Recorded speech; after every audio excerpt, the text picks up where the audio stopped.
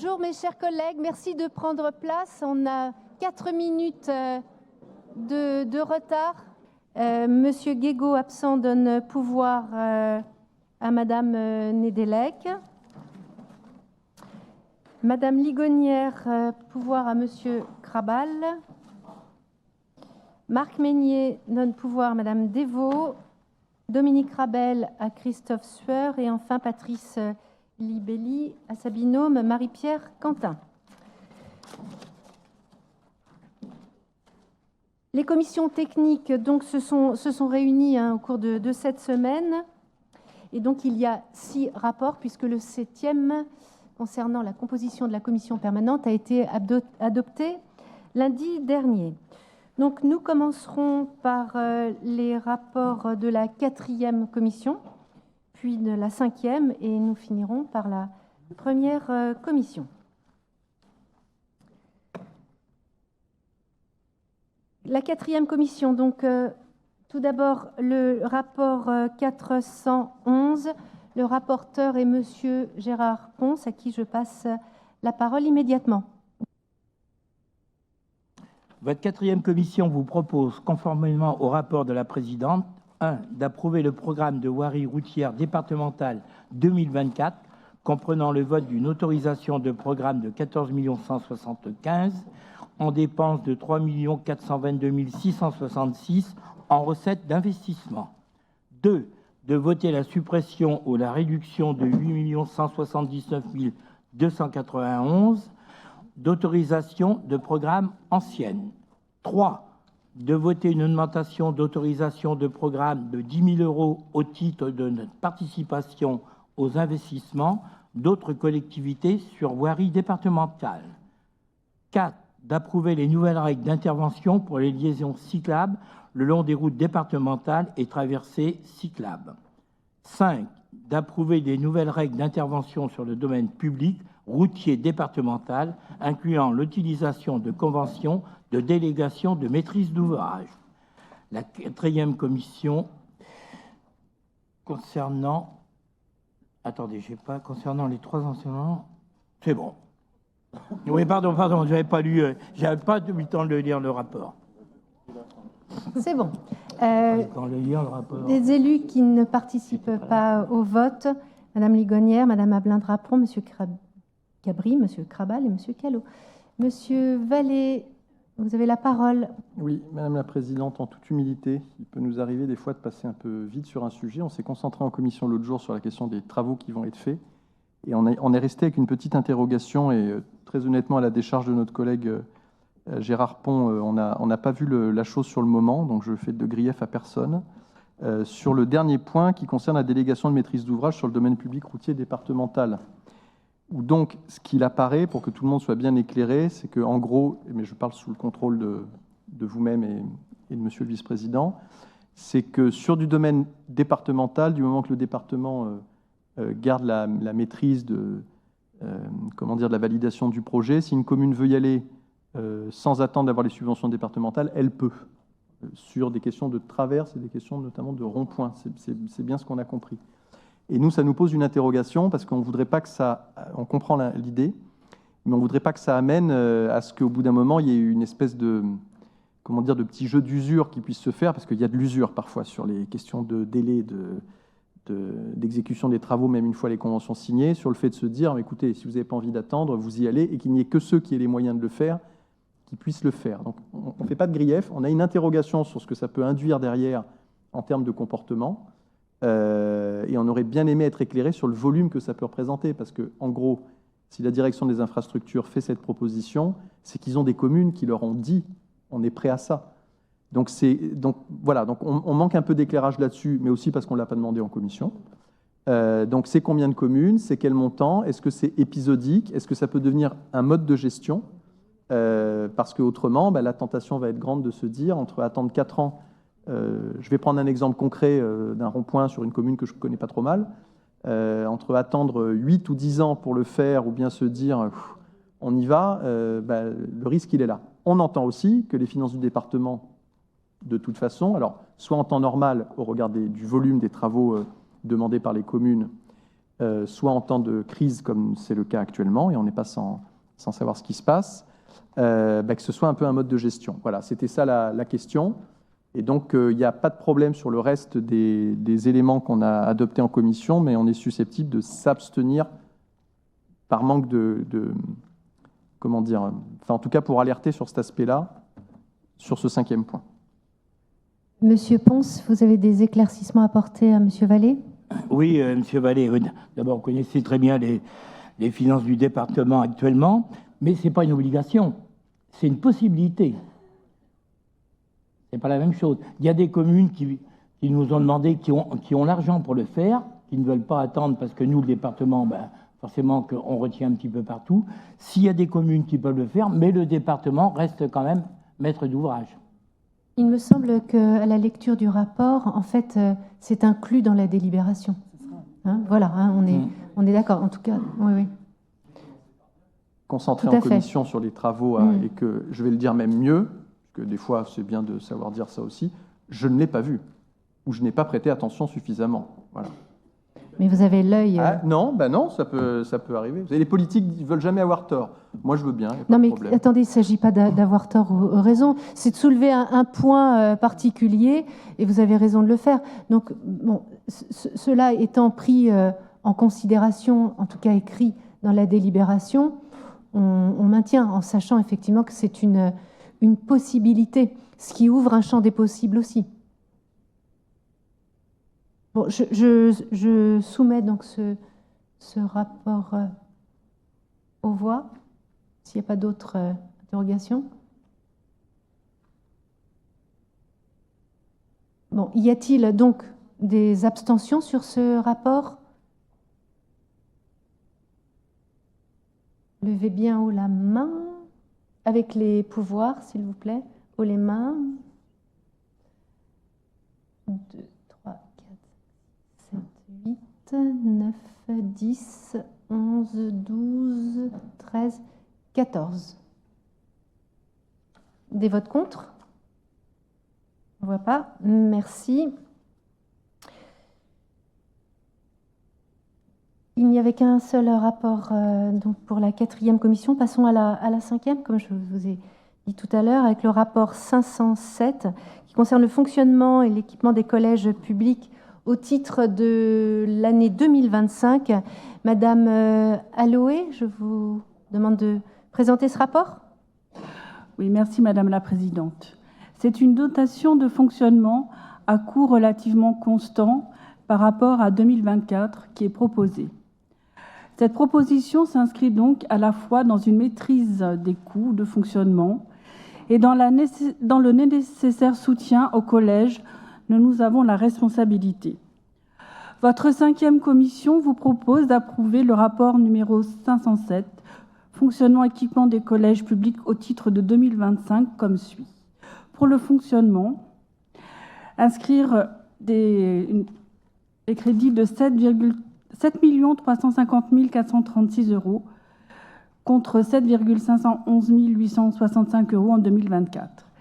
Concernant la dotation de fonctionnement, elle s'élève à 6 945 936 € contre 6 908 365 € en 2024, soit une augmentation de 0,54%. 300 000 € contre 500 000 l'an dernier pour faire face notamment à la hausse des dépenses d'énergie. Avant l'inflation, ce crédit exceptionnel était de 50 000 € chaque année. 104 500 € pour la subvention complémentaire des petits travaux relevant du propriétaire. Ce montant tient compte de la prise en charge directe par le département des copieurs multifonctions pour 25 403 000 € contre 47 252 déduits en 2024. Le deuxième point, c'est pour l'équipement, d'inscrire une enveloppe de 150 000 € pour faire face à des dépenses ponctuelles en cours d'année et qui fera l'objet d'individualisation par notre commission permanente. L'avis de la 5e commission est unanime, avis favorable à l'unanimité. Merci Madame Aloé. Je soumets ce rapport aux voix. Y a-t-il des abstentions? Des votes contre? Je vous remercie. Les prochains rapports concernent la première commission. Tout d'abord avec le rapport 121, oui. Il s'agit des modalités d'attribution de la garantie bancaire du département au bénéfice du logement social. Madame Després n'étant pas... Si, pardon, un peu perturbée, je ne sais pas, c'est le temps. Madame Després, s'il vous plaît, apportez ce rapport. Merci Madame la Présidente. Ce rapport a pour objet de préciser les modalités d'attribution de garanties d'emprunt aux bailleurs sociaux dans le prolongement de la délibération prise le 12 avril 2024, détaillant les actions menées dans le cadre de la politique du département en matière de logement et d'habitat. Au 31 décembre 2023, 538 emprunts pour un montant de 191,07 millions sont garantis par le département. La majeure partie de ces emprunts concerne le secteur du logement social et des établissements sociaux et médico-sociaux. Ainsi, 407 contrats garantis concernent des emprunts Habitat 17 pour un montant de 131 520 000. Dans le cadre de notre politique de soutien à la production de logements sociaux et pour poursuivre notre engagement pour l'habitat social, il a été décidé d'accorder des garanties d'emprunt jusqu'à 100% aux bailleurs sociaux qui en feront la demande. Ce nouvel engagement du département a également pour objectif de raccourcir les délais de montage administratif pour les bailleurs sociaux et donc de contribuer à la production de logements tout en améliorant la perception de ces derniers auprès des établissements bancaires, qualité de signature de la collectivité locale et les conditions d'accès au crédit, gratuité de la garantie, taux d'intérêt bonifié. Ainsi, le périmètre d'intervention du département en matière de garantie est proposé comme suit. Maintien de l'octroi systématique de la garantie à 100% au profit de l'Office public départemental Habitat 17, octroi de la garantie au profit des autres bailleurs sociaux tendant à la construction et la réhabilitation des logements sociaux agréés, prêt locatif aidé d'intégration PLAI, prêt locatif à usage social PLUS et prêt locatif social PLS. Dans la limite de 30 millions par exercice budgétaire et prioritairement les emprunts concurrents aux orientations du plan départemental de l'habitat. Par subsidiarité, pour compléter le dispositif de garantie des autres collectivités sur le pourcentage résiduel uniquement, à hauteur de 100% pour le financement des opérations n'ayant fait l'objet d'aucune garantie par d'autres collectivités publiques et entrant dans notre périmètre géographique et d'intervention. Il est donc proposé d'approuver le règlement intérieur relatif à l'attribution de la garantie bancaire tel que figurant en annexe 1 du rapport, modalités d'attribution et de contrôle des garanties portées par le département. Je vous remercie. Merci Madame Després. Je soumets ce rapport aux voix s'il n'y a pas de demande de parole. Y a-t-il des abstentions, des votes contre? Je vous remercie. Madame Guimberteau, pardon, oui. Marie-Lise. Oui, simplement, il aurait été dit en première commission que cette garantie d'emprunt venait en compensation du désengagement partiel, je dis bien partiel, du département au niveau des aides à la pierre.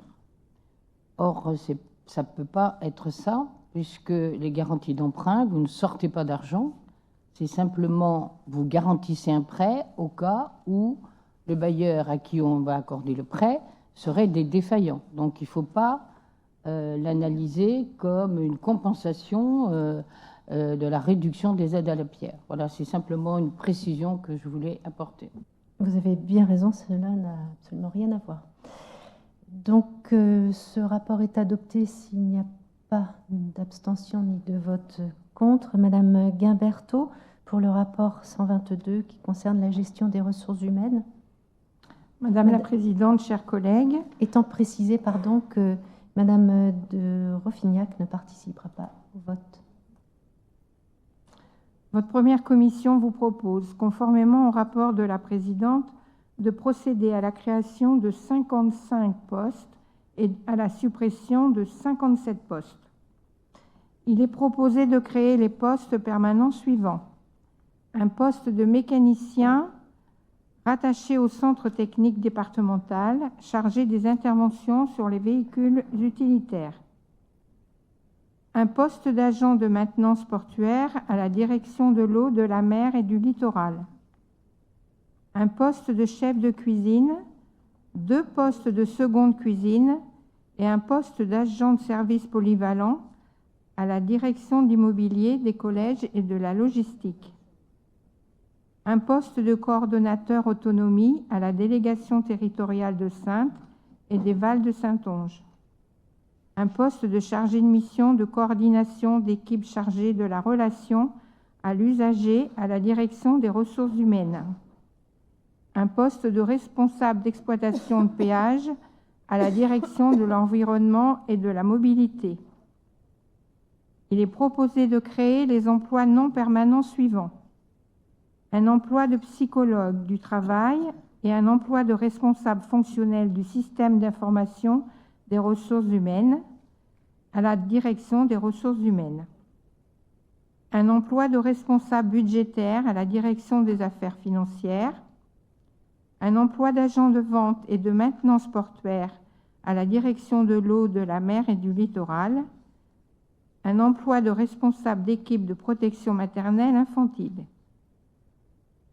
31 contrats sont créés et 2 sont renouvelés.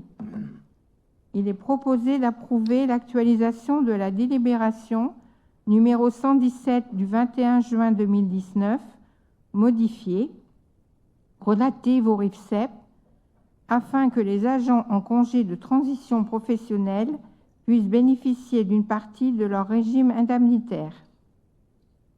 Il est proposé d'approuver l'actualisation de la délibération relative aux prestations d'action sociale des agents du département afin de leur permettre d'accéder à une variété d'offres promotionnelles différentes de celles proposées par le CNAS et d'étendre ainsi le champ des prestations. Enfin, il est proposé d'approuver le renouvellement de la convention de mise à disposition d'agents du département auprès du CIRES 17 et auprès du Centre hospitalier de La Rochelle à compter du 1er janvier 2025. Et c'est un avis favorable de la première commission. Merci, Madame Guimberteau. Je soumets ce rapport aux voix. Il n'y a pas de remarques. Y a-t-il des abstentions, des votes contre? Je n'en vois pas. Je vous remercie. Passons à présent au rapport 123 qui concerne les admissions en non-valeur et créances éteintes. Monsieur Krabal. Oui, Madame la Présidente, ce rapport présente les créances irrecouvrables proposées pour admission en non-valeur par le payeur départemental. Concernant les admissions en non-valeur, les titres de recettes identifiés comme irrecouvrables et présentés par le payeur départemental au titre de cette session s'élèvent à 703 222 € pour le budget principal, à 3 centimes pour le budget annexe du pont et à 29 388 € pour le budget annexe des ports départementaux non concédés, et enfin à 20 961 € pour le budget annexe du port de la Cotinière. S'agissant des créances éteintes, qui sont des admissions en non-valeur résultant des décisions de justice, les titres de recettes proposés comme irrecouvrables portent sur un montant de 19 189 € au titre du budget principal. Et c'est un avis favorable de la première commission. Et puis c'est tout. Bon, et puis si c'est tout, je soumets ce rapport aux voix. Y a-t-il des abstentions? Des votes contre? Je n'en vois pas. Je vais appeler maintenant Madame Imbert à la tribune afin de présenter le rapport 124 qui est la décision modificative numéro 2 de cet exercice budgétaire 2024.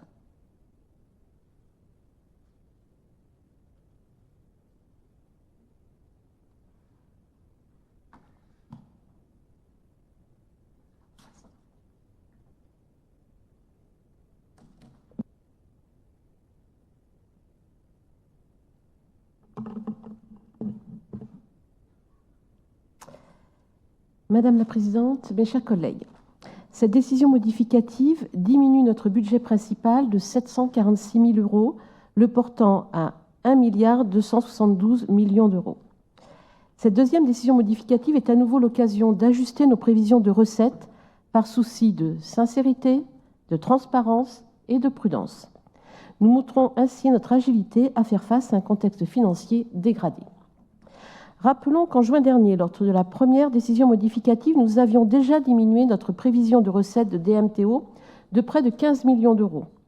Les encaissements à la mi-octobre sont conformes à nos prévisions et montrent que nous avons pris les décisions nécessaires en temps et en heure. Et j'en profite pour saluer, Madame la Présidente, le travail de la Direction des Finances, dont les prévisions de recettes en matière de DMTO se sont révélées exactes, j'allais dire 7 mois sur 9, je m'arrête au 30 septembre, puisque nous n'avons pas encore les chiffres, bien évidemment, au 31 octobre, et que cette sincérité, cette transparence et cette prudence que j'évoquais à l'instant se révèlent aussi dans les estimations de recettes. Monsieur Baudon, on n'entend que vous. Monsieur Baudon, on n'entend que vous. Oui, écoutez.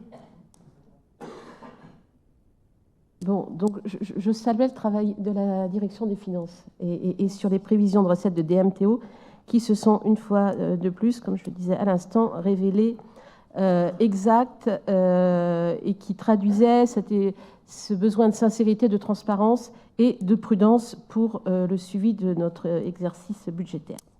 De la même façon, dès l'élaboration de notre budget primitif 2024, nous avions estimé que les rentrées de TVA ne seraient pas à la hauteur des prévisions du gouvernement fixées à plus 5,4% en 2024. Pour notre département, la TVA était notifiée à 243,4 millions d'euros.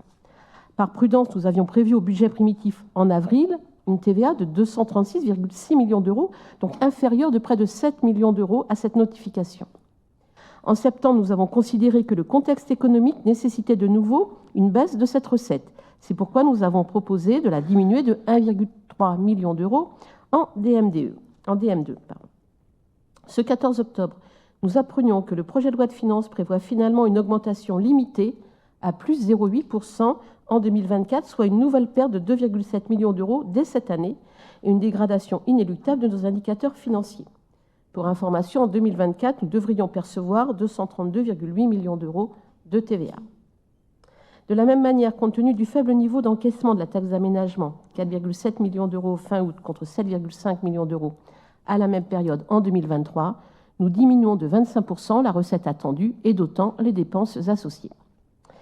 Cette décision modificative est également, comme chaque année, l'occasion de réajuster nos recettes de fonctionnement en fonction des notifications reçues.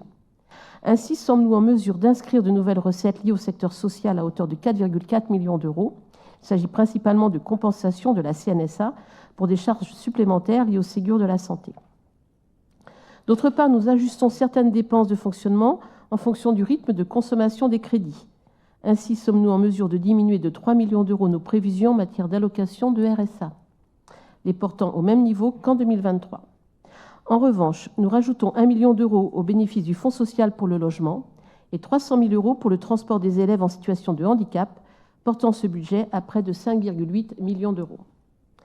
En investissement, nous sommes amenés à réduire notre prévision de 5,7 millions d'euros, en particulier le rythme de consommation des crédits du contrat chaleur renouvelable territorial, qui dépend des porteurs de projets, n'est pas aussi rapide que ce que nous avions prévu lors du vote du BP.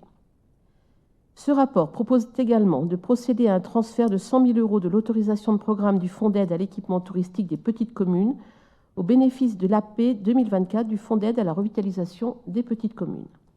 Par ailleurs, des propositions d'évolution du programme d'action conclu entre l'Université de La Rochelle et le département seront soumises à la commission permanente ce jour. L'autorisation d'engagement initiale de 1,6 million d'euros peut être réduite de 640 000 euros et les crédits de paiement 2024 associés de 108 500 euros. Tout budget confondu, mes chers collègues, le budget départemental atteindra 1 429 millions d'euros après cette session. Je vous remercie. Merci, Madame Imbert. Des observations à formuler sur ce rapport, Madame Devaux? Merci pour ce rapport, Madame la sénatrice. Est-ce qu'il s'agit du vote de la délibération modificative ou est-ce qu'il s'agit d'autres... ou est-ce que vous allez présenter la décision de manière plus détaillée? Donc C'est j'interviens le rapport, madame, oui. J'interviens donc en amont de ce vote. Vous comprendrez que cette décision modificative, comme elle se rattache à un budget primitif contre lequel nous avons voté initialement, vous comprendrez que nous votions contre cette délibération modificative. Alors évidemment, elle reprend des ajustements, elle reprend des recettes qui n'étaient pas sûres, et on comprend bien qu'il y a une part un peu technique dans cette délibération modificative. Mais elle nous amène à des questions. Alors une question sur l'université. On a vu récemment dans un article de Sud-Ouest que le département avait accompagné cette cérémonie à hauteur de 20 000 euros sur un coût total de 50 000 euros. Alors pour avoir participé à certains comités de pilotage avec mon collègue Patrice Raffarin, je n'avais pas vu cette participation. Alors il nous a été expliqué que c'était en remplacement d'une autre dépense, pas une nouvelle dépense qui était apparue dans cette convention. Et ça nous a amené à quelques commentaires entre élus de toute tendance. Est-ce qu'on doit participer à ce type de cérémonie sur des coûts aussi importants, même si, effectivement, c'est important d'honorer les diplômés, d'honorer, de les féliciter, etc. Voilà. Bon, on a eu quelques retours de nos concitoyens sur cette participation. Donc ça, c'est une question. Il y a une réduction de la participation, donc, à l'aide à l'université dans cette convention de 640 000 euros sur un montant initial d'1,6 million. Donc c'est quand même très significatif. On a eu des explications, il y a des projets qui n'ont pas abouti ou des thèses sur lesquelles la collectivité n'a pas pu se mettre d'accord avec l'université. Mais ça m'amène à une question sur le contrat de plan État-région. Il semblerait que le département, après, comme j'avais signalé, son abandon de la cause ferroviaire, maintenant, on ne participe pas non plus, dans le cadre du CPER, au projet Campus Innove. CPER, CDA La Rochelle, État et département et région. Donc, qu'en est-il? Et ça m'amène surtout à une question de fond, où se débat le contenu du CPER et la contractualisation. Quelle instance dans notre Assemblée s'occupe de ce sujet-là et mène les discussions avec les autres collectivités? Au-delà du fait que nous regrettons que, évidemment, le projet de Campus Innove puisse être abandonné et ne plus être accompagné par le département. Une autre question, le CAUE. Il y est prévu dans cette DM une réduction de son financement à hauteur de 0,5 million d'euros. On sait déjà, vous nous aviez annoncé que dans le montage du financement de Fort Boyard, il est prévu de prendre sur les réserves du CAE 2 millions d'euros. C'est un budget annexe qui est consacré, qui est financé par la taxe d'aménagement. Nous ne contestons pas la nécessité de réduire les dépenses sur ce poste financé par la taxe d'aménagement, puisqu'elle a été réduite significativement. On constate une réduction de près de 2 millions d'euros cette année, donc c'est normal qu'on réduise les dépenses. Mais notre inquiétude qui a été exprimée par d'autres élus est de dire, est-ce qu'on ne menace pas la pérennité du CAUE par ces prélèvements successifs? Il semblerait qu'il y ait des réserves conséquentes au CAUE, donc c'est bien de les utiliser sur des objets qui le concernent directement. Et enfin, moi, j'ai questionné sur les contrats d'objectifs qui sont passés avec les collectivités sur la gestion des espaces naturels sensibles. Donc, il m'a été assuré que la somme qui était évoquée ne mettait pas en difficulté les contractualisations qui ont été passées avec les collectivités pour l'entretien des espaces naturels sensibles. On a, je crois, 129 000 euros qui sont retirés sur cette décision modificative. Mais un engagement a été pris pour accompagner, et ça avait été accueilli de manière très très positive, le fait d'accompagner les communes, les intercommunalités qui prenaient en charge l'entretien et le développement des espaces naturels sensibles situés sur leur territoire, participer à des postes, à des équivalents temps plein. Donc voilà, il nous a été assuré, mais je pense que vous allez nous le confirmer, que ces contractualisations ne seraient pas mises en cause par cette économie présentée dans l'ADM. Voilà, j'en ai fini sur mes questions. Merci, monsieur. Dans l'ordre, pour répondre à vos questions, vous remarquerez que je ne vous ai pas interrompu, madame Devaux, même s'il me brûlait les lèvres de rectifier le montant du CAUE, puisque c'est 3 millions d'euros. Je passe la parole à Monsieur Raffarin concernant l'université. Oui, alors Brigitte, s'agissant de l'université, en fait, il y a, par rapport au CPER, comme tu le sais, il y a deux volets, le volet fonctionnement et le volet investissement. Le volet fonctionnement, on avait fait une dépense prévisionnelle de 1,6 million d'euros. Et en accord avec l'université, du fait d'actions qui n'ont pas été engagées ou de thèses qui n'ont pas été pourvues, il était décidé en accord avec l'université de baisser cette enveloppe de 640 000 euros.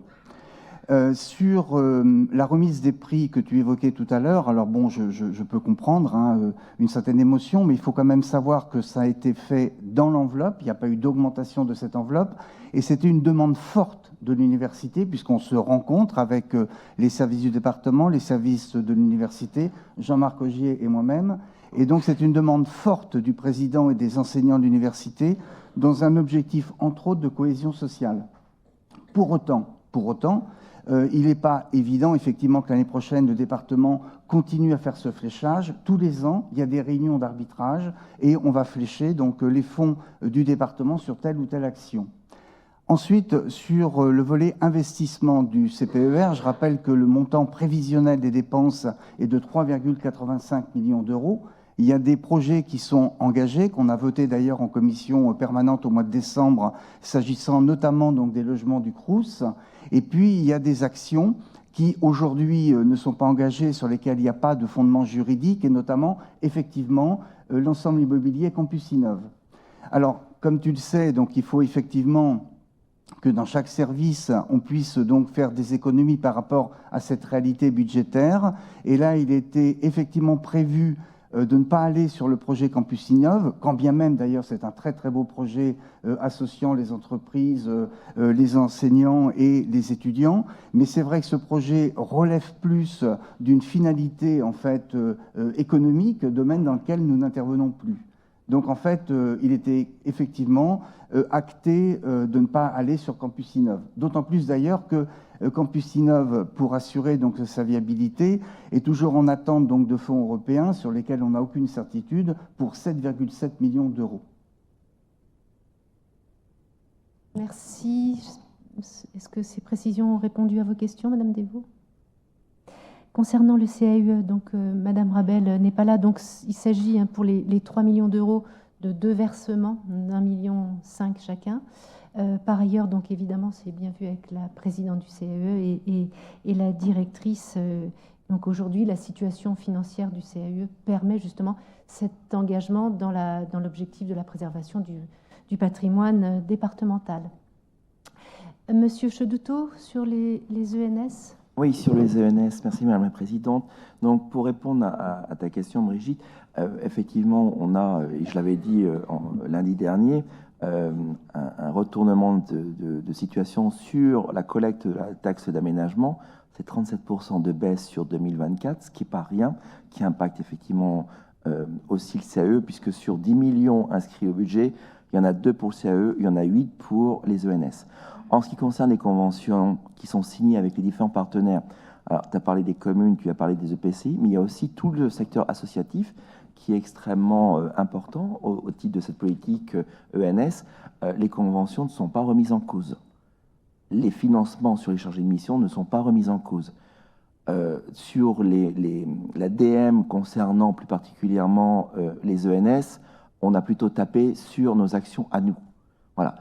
Il faut aussi savoir que dans le cas des conventions signées avec les partenaires, on est sur un décalage de versement à N+1. Donc on a aussi pu effectivement venir sur de l'ADM à considérer qu'il y avait des actions qui étaient financées dans ce cadre conventionnel et qui n'avaient pas été réalisées par ces collectivités. Donc ça ne remet pas en cause une politique forte du département, mais c'est vrai que c'est la même chose pour les routes, c'est la même chose pour d'autres thématiques du département. On est obligé de s'adapter. Mais pour ce qui est signé, il n'y a pas de modification, il n'y a pas de modification de règlement à venir. Simplement, on a à s'adapter et c'est plutôt vis-à-vis des actions propres en maîtrise d'ouvrage du département qu'on est en train de s'interroger, enfin, plus que s'interroger, à mettre un grand coup de frein. On a des opérations importantes tel Chassiron et tel port des Barques, on ne peut pas tout emmener en même temps. Port des Barques, c'est la priorité. Ça veut dire qu'à un moment donné, s'il n'y a pas de retournement de conjoncture concernant la collecte de la TA, bah oui, effectivement, on sera réduit à la voilure. Mais je tiens à rassurer l'ensemble des partenaires, on maintient tout ce que l'on peut, sachant que sur cette politique ENS, il faut aussi tenir compte d'excédents importants, consolidés au titre des ENS. Alors, c'est comme la glace, quand ça fondu, ça ne se reconstitue pas, mais il y a quand même un bloc important d'excédents. Merci Stéphane. S'il n'y a pas d'autres demandes d'intervention, je soumets au vote électronique. Pardon, David, excusez-moi. Simplement pour préciser la position de notre groupe, je retiendrai Stéphane Chedoutot, ça me va bien ça. Au niveau des ENS, c'est comme pour le reste, hein, on ne peut pas tout emmener en même temps. Hein. Non, sinon notre position elle est très claire. Considérant que nous nous sommes abstenus sur le budget, on s'abstiendra sur cette décision modificative. Parfait. Donc, vote électronique, s'il vous plaît, mesdames.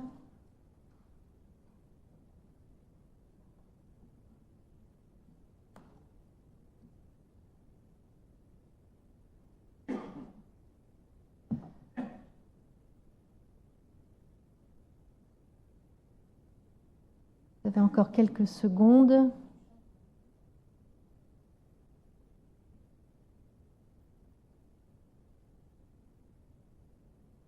Madame Labarrière, et qui a le pouvoir de Dominique Renel.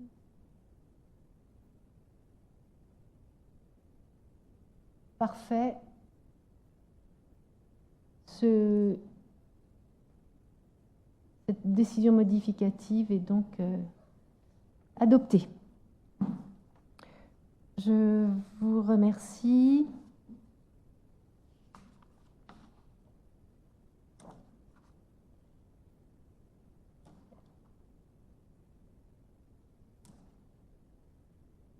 Donc, oui, 31 voix, abstention 7 et 16 votes contre.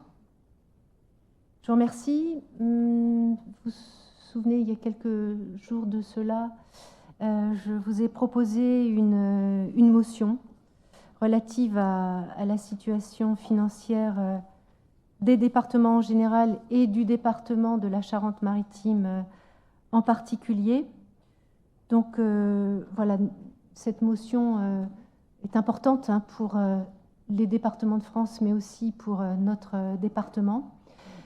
Mercredi, il y a eu une visio avec l'ensemble des présidents des départements de France qui a duré toute la journée. Toute la journée. Donc ce qu'on appelle une COMEX.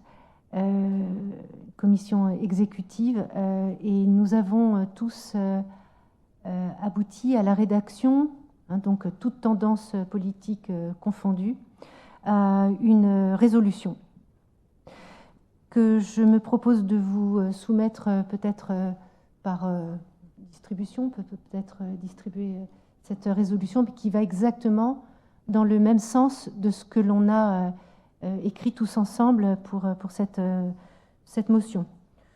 Donc, je vais peut-être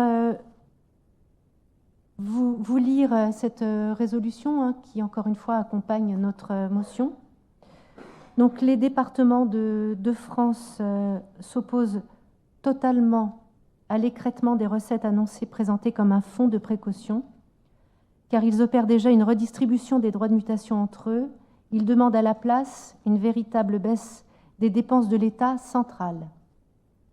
Ils s'opposent au gel de la TVA, qui est la compensation des impôts supprimés, foncier bâti, CVAE. Ils demandent que la baisse du fonds de compensation de la TVA ne soit pas rétroactive, car les investissements sollicités pour partie par l'État lui-même ont représenté des montants conséquents dans nos budgets. Ils demandent que la hausse des taux de cotisation à la CNRACL soit partagée. Ils refusent toute dépense supplémentaire non financée et demandent à ce titre qu'aucune revalorisation des allocations individuelles de solidarité ne soit engagée en 2025 sans compensation intégrale, demande l'abondement du fonds de sauvegarde pour soutenir les départements les plus en difficulté, actuellement doté de 37 millions d'euros, à hauteur de 163 millions pour prendre en compte l'accroissement sensible du nombre de départements en difficulté. Il demande un relèvement provisoire de 1 point du plafond des taux de DMTO, donc je rappelle un droit de mutation à titre onéreux, afin de recréer des marges de manœuvre. Il demande un élargissement de la TSCA pour soutenir les SDIS et rappelle leur demande de porter à 50% la compensation des dépenses APA et PCH. Outre ces mesures d'urgence, il demande à nouveau que soit engagé un travail partenarial avec l'État à l'appui de simulations objectives pour redonner aux départements la capacité à assurer le financement de l'ensemble de leurs compétences en rétablissant un lien direct entre fiscalité et démocratie locale, corollaire d'une décentralisation réussie. L'autre exigence est que nous soyons assurés d'un socle de recettes robuste et non volatile, cohérente avec les politiques publiques que nous assurons. Voilà ce qui a été rédigé mercredi. Par ailleurs, je me permettrai, puisque la presse est présente ce matin, je me permettrai de relire la motion que vous avez proposé d'adopter ce matin. Le département en appelle à l'État car il y a urgence sur la capacité des départements à pouvoir durablement faire face à l'augmentation des dépenses obligatoires que l'État exige d'eux alors qu'ils subissent une baisse inédite de leurs recettes.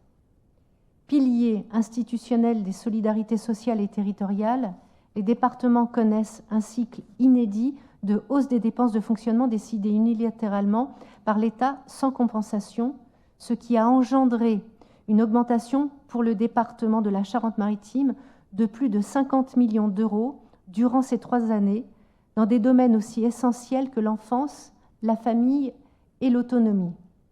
Ces nouvelles charges interviennent alors que les départements se sont vus retirer tous les leviers fiscaux qui leur permettaient d'agir avec des ressources propres, notamment pour pallier le désengagement global de l'État. À cette interdiction de pouvoir décider l'impôt s'ajoute l'instabilité imprévisible des recettes issues des DMTO qui se traduit par une perte pour notre département de 46 millions d'euros dès l'année 2023 par rapport à 2022 et de 25,6 millions d'euros en 2024.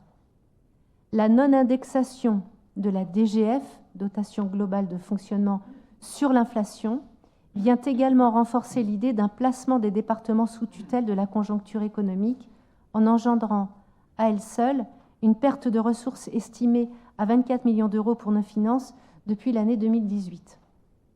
Par conséquent, l'installation mécanique d'un effet ciseau condamne les départements à subir de front une augmentation inexorable de leurs dépenses et une forte baisse de leurs recettes. Le traitement de ces préoccupations cruciales a pâti de la crise politique issue des élections européennes et la nomination d'un gouvernement ne peut faire l'impasse sur l'urgence de remettre sur la table ces sujets qui sont intimement liés aux relations de l'État avec les collectivités dans le cadre de la décentralisation. Or, en annonçant récemment dans le cadre de la préparation du budget 2025 du pays un gel des recettes de la TVA pour 2025 et une économie forcée de 5 milliards d'euros pour les collectivités, le gouvernement s'avance dangereusement vers un point de non-retour. Même si le gouvernement actuel a levé le voile sur des déficits dont il n'est absolument pas responsable. Pourtant, les départements, c'est mon commentaire, ce qui n'est pas écrit dans la motion, mais c'est mon commentaire. Pourtant, les départements n'ont cessé de rappeler l'État à ses obligations en s'appuyant sur l'article 72.2 de la Constitution, disposant que tout transfert de compétences entre l'État et les collectivités territoriales s'accompagne de l'attribution de ressources équivalentes à celles qui étaient consacrées à leur exercice. Une mise au point salutaire que la Charte européenne de l'autonomie locale complète en prévoyant qu'une partie au moins des ressources financières des collectivités locales doit provenir de redevances et d'impôts locaux dont elles ont le pouvoir de fixer le taux dans les limites de la loi. Alors que le pays est en proie à de multiples fractures qui menacent son unité, le département demeure plus que jamais l'échelon de collectivité incontournable pour garantir le bon équilibre social et territorial de la nation.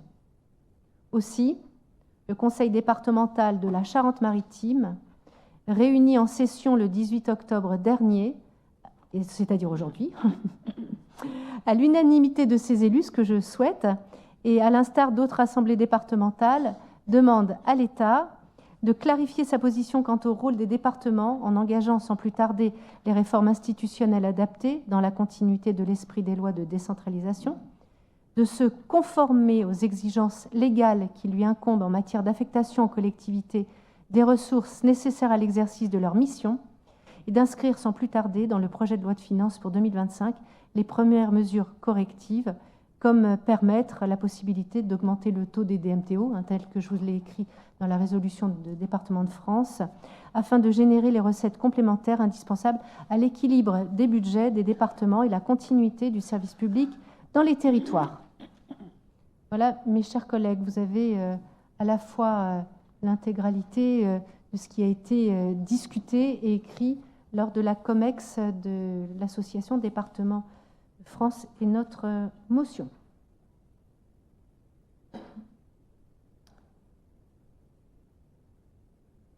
Voilà, donc comme dirait notre ami Gérard, c'est tout. Pascal Ferchaud.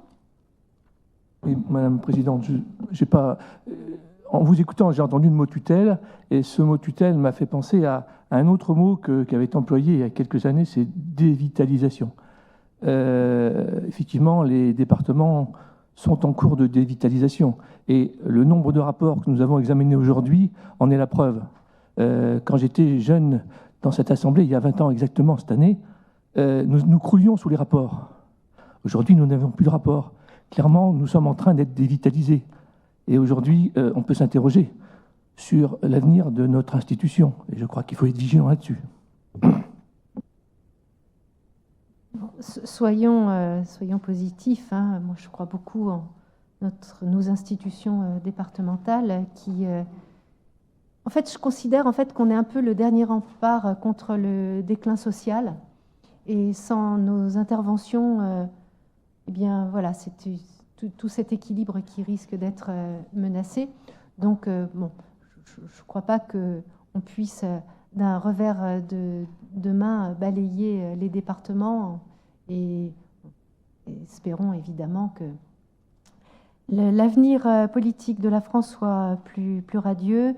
Pour ce qui est des DMTO, vous avez entendu certainement comme moi à la radio ou lu les journaux, la Banque centrale européenne a décidé de réduire d'1 quart de point les taux directeurs, ce qui peut-être augure une bonne reprise du marché immobilier, et ça pourrait être évidemment la conséquence rapide d'une augmentation de nos recettes. Hein. En tout cas, voilà, je pense que collectivement, il faut qu'on puisse croire encore à un avenir radieux. En tout cas, je pense que notre attitude positive et de mise, et évidemment nos parlementaires sont là pour faire porter la voix des départements auprès du gouvernement, notamment à travers le projet de loi de finances. Madame Imbert, Corinne. Oui, merci Madame la Présidente. Oui, en effet, évidemment, au Sénat, nous sommes préoccupés par ce projet de loi de finances qui nous a été présenté, notamment l'effort qui est demandé aux collectivités, et nous allons travailler pour faire d'autres propositions au Premier ministre et à son gouvernement. Vous l'avez dit, Madame la Présidente, il n'est pas responsable de la situation financière qu'il a trouvée, mais je suis contente que le département de France se réveille un peu, parce que j'ai trouvé que c'était une assemblée qui s'était laissée un peu endormir jusqu'à présent, jusqu'à ces derniers mois, qu'elle n'apparaissait pas très en défense des collectivités qu'elle représentait. En tout cas, c'était mon point de vue. au regard des compétences qui sont celles des départements et au regard effectivement du coût des mesures décidées en haut et qui impactaient les budgets, et notamment le budget du conseil départemental de la Charente-Maritime. Donc, il y a une situation financière évidemment très dégradée. Chacun doit prendre ses responsabilités. En tout cas, la majorité sénatoriale va travailler, et je pense que les autres groupes travailleront aussi pour protéger au mieux les collectivités dans l'effort qui doit être celui de la nation au regard de la situation financière. Parce que si la situation financière ne s'améliore pas, derrière, on risque une crise sociale. Et ça nous incombera aussi. Et nous risquons d'en porter les conséquences également. Donc, une vigilance et un gros travail qui nous attend, n'est-ce pas, mon cher collègue, dans les semaines à venir, pour travailler sur ce projet de loi de finances pour 2025. Merci. Petite anecdote que je peux pas m'empêcher de vous livrer. Un de mes collègues président de département en session aussi cette semaine, eh bien, sur l'écran, a mis volontairement un panneau en vente des préfectures, sous-préfectures de son département, dont les locaux sont la propriété du département, avec exactement le montant du prélèvement pour le fonds de réserve, et ce qui évidemment a amusé les collègues, mais pour dire à un moment qu'il faut aussi que l'État se rende compte des grandes difficultés des départements. Bon, on ne va pas dire à monsieur le préfet qu'on va vendre la préfecture, mais voilà, c'est vous dire à quel point, en fait, en sont arrivés tous les départements de France, hein, situation extrêmement critique. Je vous remercie. Eh bien, écoutez, pendant que... Oui, alors, moi, je propose qu'on... Bon, je sais que la signature circule. Peut-être qu'on fasse un vote à main levée. Y a-t-il des abstentions sur cette motion? Même s'il ne s'agit pas d'une délibération, mais on peut s'exprimer. Vote contre? Je n'en vois pas. Donc, merci en tout cas pour ce soutien et cette... Oui, alors attendez, il y a deux demandes d'intervention. Jean-Claude et puis Michaël Vallée. Jean-Claude Godino. Oui, moi, c'est simplement une question que j'ai à poser à la présidente que vous êtes. Vous savez que dans nos communes, on engage des travaux, que ces travaux, la plupart du temps, bénéficient de subventions de la part de nos partenaires. Le département est partenaire de nos communes. Est-ce que vous, dans le décalage des versements des subventions, est-ce que vous comptez donc décaler le paiement de manière à ce que la commune n'ait pas trop de difficultés entre décaissement et encaissement? C'est-à-dire, elle décaisse très tôt, elle paye ses fournisseurs. Par contre, il faut qu'elle reçoive l'argent qui était dévolu à ces investissements. Donc, donc ça n'a rien à voir avec la motion. Non. Ah oui, d'accord. Non, mais je voulais juste, comme on en était au vote de la motion, je vous propose de vous rapprocher avec de Catherine Després pour voir ça, parce que je ne suis pas capable de vous répondre immédiatement. Là où on devait recevoir normalement. Je vous propose de discuter avec elle peut-être en aparté ou tout à l'heure en commission permanente. Mais là, donc on est sur l'adoption de la motion. Michaël? Oui, donc deux petits sujets. J'aurais pas demandé à venir apporter un point de vue si ma collègue et vous-même n'aviez pas précisé que le Premier ministre trouvait la situation, parce que à tous les étages, y compris dans les discussions que nous avons dans les collectivités territoriales, il y a forcément des petites musiques qui tournent. Je reprécise quand même que le ministre de l'économie et le ministre du budget, lequel ministre du budget a d'ailleurs été battu aux dernières législatives où il s'est présenté, note de la rédaction, sont issus de la majorité relative sortante et ne sont pas entrants dans la minorité gouvernementale actuelle. Désolé pour les termes, mais je ne peux pas en trouver d'autres. Et donc, j'entends bien que le Premier ministre peut découvrir la situation, mais il y en a d'autres qui sont aux commandes qui, normalement, ne devraient pas la découvrir. Il est possible que des commissions d'enquête demandées par les deux assemblées puissent se mettre en place pour savoir jusqu'à quel point il s'agissait de Mozart ou de Klederman de la finance que nous avions à Bercy. Ça ne nous empêche pas d'être solidaires totalement de la demande qui est faite aujourd'hui par l'Assemblée départementale, parce que si ce n'est pas les assemblées départementales qui tirent la sonnette d'alarme, qui le fera? Il faut bien que chacun se défende par lui-même. Je note aussi, et c'est quand même heureux, que par rapport à d'autres périodes de crispation sur les financements des collectivités, nous ne sommes pas encore rentrés dans une espèce de compétition assez malsaine entre les différents niveaux de collectivités. Parce que quand on voit alors c'est pas le sujet, c'est pas l'endroit ici pour le traiter, donc je rentre pas dedans, mais quand on voit les échanges qu'il y a eu et les annonces qui ont été faites en plénière régionale, qui est tombée en même temps que notre plénière de lundi, sur les baisses de dotation aussi, avec les missions qu'il y a à remplir derrière, tout le monde est concerné partout. Je ne sais pas ce qu'en pense ma collègue sénatrice, mais j'ai le sentiment que sur la question des départements, il y a une petite prise en compte de la mission sociale quand même, et du fait que ce n'est pas tout à fait une collectivité comme les autres. Et puis le dernier point qui est anecdotique, mais c'est maintenant qu'il faut le soulever, sinon après tout le monde aura oublié, on n'a pas l'habitude de faire des votes sur les résolutions ou les motions. Moi, je trouve ça très bien. Je vous remercie de l'avoir fait, Madame la Présidente, parce qu'il nous arrive des fois, quand il y a des motions qui ne prennent pas tout à fait, de voter, et puis point, puis on ne fait pas le vote derrière, ou on ne sait pas qui a voté quoi. Donc c'est très bien, et je pense que c'est un précédent heureux. Voilà. Merci. Bon, eh bien écoutez, je clôture cette session, s'il n'y a pas d'autres interventions. Merci en tout cas, encore une fois, de votre collaboration, et je pense que voilà, notre mobilisation à tous va dans le sens de la préservation de notre département et des départements de France en général. Interruption de 5 minutes avant la commission permanente. Merci.